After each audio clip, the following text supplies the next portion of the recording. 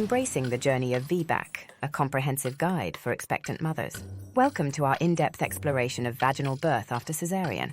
As cesarean rates remain high globally, many women are presented with the possibility of birthing their next child after a previous C-section. This guide delves into the nuances of vaginal birth after cesarean, VBAC, offering you the detailed information needed to make an informed and empowered decision. Understanding VBAC and uterine rupture. VBAC represents a pathway to deliver a baby vaginally following a cesarean section. While it opens up an alternative to repeat cesareans, it's accompanied by considerations, primarily the risk of uterine rupture. Though this risk might seem daunting, it's essential to put it in context. For example, with an overall risk of about 0.5% for women with one prior C-section, and even lower at 0.2% based on UK studies, it's comparatively less likely than many everyday events. Akin to the odds of hitting a hole-in-one as an amateur golfer, the benefits of choosing VBAC. Opting for this isn't just about weighing risks, it also brings numerous benefits. These include shorter recovery times, reduced risk of certain complications like infections, the baby experiencing microbiome seeding, and enhanced opportunities for immediate post-birth bonding and breastfeeding. Women who have a successful VBAC generally experience shorter recovery times compared to a cesarean delivery. This quicker recovery can facilitate a more immediate and active involvement in newborn care. Furthermore, VBAC reduces the risk of certain complications that are more prevalent with repeat cesareans, such as infections, bleeding, and issues related to surgical incisions. There's also a lower likelihood of experiencing problems in future pregnancies like placenta praevia or placental abruption. Microbiome seeding in birth. Now let's focus on a unique and significant benefit of VBAC, particularly in the context of vaginal birth, the process of microbiome seeding. What is microbiome seeding? Microbiome seeding refers to the transfer of microorganisms from the mother to the baby during childbirth. This process plays a crucial role in establishing the newborn's microbiome, a complex community of bacteria, viruses, fungi, and other microorganisms that live on and inside the human body. How does it happen in vaginal birth? During vaginal delivery, as the baby passes through the birth canal, it's exposed to the mother's vaginal microbiota. This exposure is believed to be the first significant colonization event for the infant's microbiome. These microorganisms, particularly bacteria, start colonizing the baby's skin, mouth, and gut, laying the foundation for their immune system and metabolic function. Why is it important? The initial colonization of the microbiome has been linked to various long-term health outcomes. A well-established microbiome can aid in developing the immune system.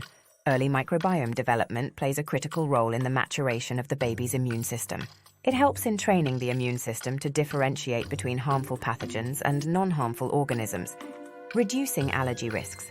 Some studies suggest that proper microbiome seeding can reduce the risk of allergies, asthma, and other autoimmune conditions later in life. Digestive health. The gut microbiome is vital for digestion and absorption of nutrients. It also helps in developing a healthy gut barrier, reducing the risk of conditions like inflammatory bowel disease. Microbiome seeding. In the context of VBAC, opting for a vaginal birth after a cesarean offers the opportunity for this natural microbiome transfer, which might be missed in a repeat cesarean section.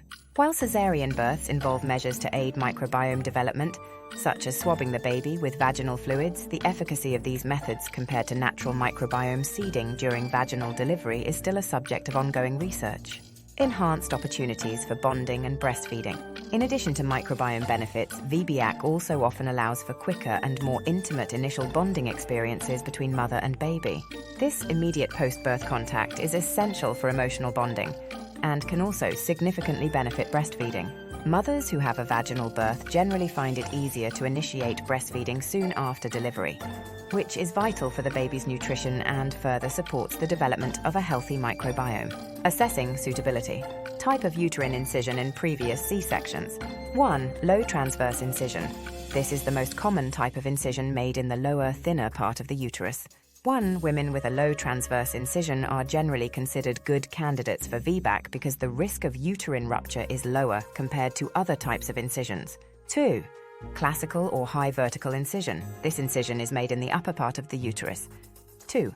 Women with this type of incision are often advised against VBAC due to a higher risk of uterine rupture. 3. Unknown incision type. If the type of incision is unknown, a detailed assessment may be required to determine the risk factors. Overall health and medical history. 1. Maternal health conditions. Conditions like diabetes, high blood pressure, or obesity can affect the viability. 1. Each condition should be evaluated to understand how it might impact labor. 2. Previous uterine surgery. Any other surgeries on the uterus, including myomectomy, removal of fibroids, can affect the integrity of the uterine wall and influence the decision. 3. Age and fertility history.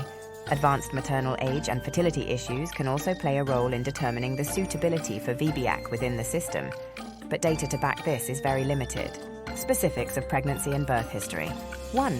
Reasons for previous cesarean. Understanding why the first cesarean was performed is crucial. 1. If the reasons are not likely to recur, VBAC might be a more feasible option. 2. Intervals between pregnancies.